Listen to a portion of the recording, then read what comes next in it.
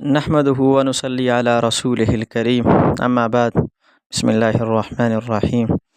تو بھائیو دوستو، کل کا جو سبق تھا یعنی لیکچر نمبر پہلا تھا، آج دوسرا ہے۔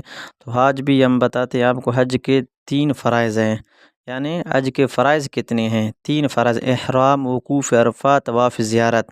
تو سب سے پہلے میں آپ کو بتاتا چلوں کہ احرام کے بارے میں۔ احرام کسے کہتے ہیں؟ احرام کی نیت ہونا، دل سے ہونا ضروری ہے، زبان سے نیت مستحب ہے۔ نیت کے بعد زبان سے مکمل تلبیہ کا پڑھنا ضروری ہے۔ مرد حضرات بآواز بلند مناسب آواز سے تلبیہ کا ورد کریں، جبکہ خواتین آہستہ آواز سے۔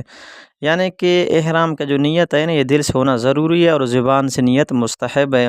اور احرام والے جو ہے نا، احرام کے بعد تلبیہ پڑھنا یہ بھی ضروری ہے، مرد کے لیے تو بلند آواز، عورت کے لیے آہستہ آواز۔ اس کے بعد دوسرے نمبر وقوف عرفات۔ عرفات میں وقوف کرنا، 9ویں ذی الحجہ کو زوال آفتاب کے بعد سے لے کر 10ویں ذی الحجہ کی صبح صادق کے درمیان میدان عرفات میں ٹھہرنا، چاہے کچھ ہی دیر کے لیے ہو، یہ رکن اعظم ہے۔ اگر کسی نے وقوف عرفہ نہ کیا، اس کا حج ہی نہیں ہوگا۔ یعنی وقوف عرفہ لازمی ہے، اگر کوئی شخص نہیں کرتا تو اس کا حج نہیں ہوگا۔ البتہ 9ویں کے غروب آفتاب تک عرفات میں ٹھہرنا واجب ہے۔ کیا واجب ہے؟ ٹھہرنا واجب ہے۔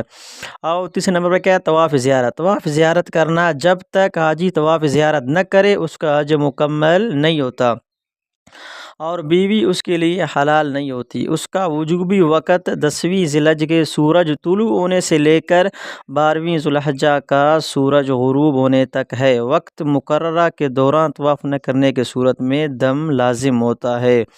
تو بھائیو دوستو، آج آپ لوگوں نے دیکھا تھا آج کے ٹوٹل کتنے فرائض ہیں؟ 3 فرائض: احرام، وقوف عرفات، طواف زیارت، اور ان تینوں کا مطلب بھی آپ کو بتایا تھا کہ یہ چیزیں ضروری ہیں۔ السلام علیکم ورحمۃ اللہ وبرکاتہ۔